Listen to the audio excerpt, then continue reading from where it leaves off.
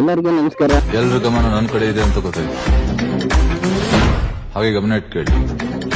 ನಮ್ಮ ಯಲಹಂಕದಿಂದ ಒಂದ್ 40 ಕಿಲೋಮೀಟರ್ ಐತೆ. ಬನ್ನಾರ್ಘಟ್ಟ ಬರೋದು ಕಟ್ಟುಶ್ಯಾಮ್ ದೇವಸ್ಥಾನ ಬನ್ನಾರ್ಘಟ್ಟದಲ್ಲಿ ಬರುತ್ತೆ ಈ ದೇವಸ್ಥಾನ. ಇದು ಬಂದ್ಬಿಟ್ಟು ಇವ್ರ ಕತೆ ಸ್ಟಾರ್ಟ್ ಆಗೋದು ಯಾವಾಗ ಅಂದ್ರೆ ಮಹಾಭಾರತ ಟೈಮ್ ಅಲ್ಲಿ. ಈ ದೇವಸ್ಥಾನ ಬಂದ್ಬಿಟ್ಟು ಮೈನ್ ದೇವಸ್ಥಾನ ರಾಜಸ್ಥಾನದಲ್ಲಿ ಐತೆ. ರಾಜಸ್ಥಾನದಲ್ಲಿ ಮೈನ್ ದೇವಸ್ಥಾನ ಮತ್ತೆ ಈ ಕೃಷ್ಣನಿಗೆ ಮುಖ್ಯ ಪೂಜೆ. ನಿಮ್ಗೆ ಕಟ್ಟುಶ್ಯಾಮ್ ಜಿ ಬಗ್ಗೆ ಗೊತ್ತಾಗಬೇಕಂದ್ರೆ ನೀವು ಮಹಾಭಾರತ ಒಂದ್ ಟೈಮ್ ಅಲ್ಲಿ ಹೋಗ್ಬೇಕಾಗುತ್ತೆ. ಮಹಾಭಾರತ ನಾವೇನ್ ಅನ್ಕೊಂಡಿದ್ರಿ ಮೇಲ್ಮೇಲೆ 4 ಜನ ಬಗ್ಗೆ ನಮ್ಗೆ ಇವ್ರ ಹೆಸರನ್ನ ಮಹಾಭಾರತ ಟೈಮ್ ಅಲ್ಲಿ ಬಾರ್ಬರಿ ಭೀಮ ಮತ್ತೆ ಹಿಡಿಂಬೆಯ ಮಗನಾದ ಘಟೋದ್ಗಜನು ಮತ್ತು ಮೌರ್ವಿ ಮಗನಾದ ಬಾರ್ಬರಿಕ ಮತ್ತೆ ಘಟೋದ್ಗಜ ಮೌರ್ವಿ ತಾಯಿ ಬಂದ್ಬಿಟ್ಟು ಅಸ್ಸಾಂ, ಇವಾಗಿನ ಅಸ್ಸಾಂ ತಂದೆ ವಧ ಮಾಡ್ದ ಅಂದ್ಬಿಟ್ಟು ಶ್ರೀಕೃಷ್ಣನಲ್ಲಿ ಮೌರ್ವಿ ಕೋಪಗೊಂಡಿರ್ತಾಳೆ. ಅದಾದ್ಮೇಲೆ ಮೌರ್ವಿ ಧರ್ಮದ ಪರ ಅಂತ ಗೊತ್ತಾದ್ಮೇಲೆ ಪೂಜೆ ಮಾಡೋದಕ್ಕೆ ಶುರು ಮಾಡ್ತಾರೆ. ಅದಾದ್ಮೇಲೆ ಶ್ರೀಕೃಷ್ಣನು ಘಟೋದ್ಗಜನಿಗೆ ವಿವಾಹ ಮಾಡ್ತಾನೆ. ಘಟೋದ್ಗಜನಿಗೆ ಯಾಕೆ ಮಾಡಿದ ಅಂದ್ರೆ ಘಟೋದ್ಗಜನಿಗೆ ಇದ್ದಿದ್ದ ಶಕ್ತಿಗೂ ಮತ್ತೆ ಅವ್ರಿಗೆ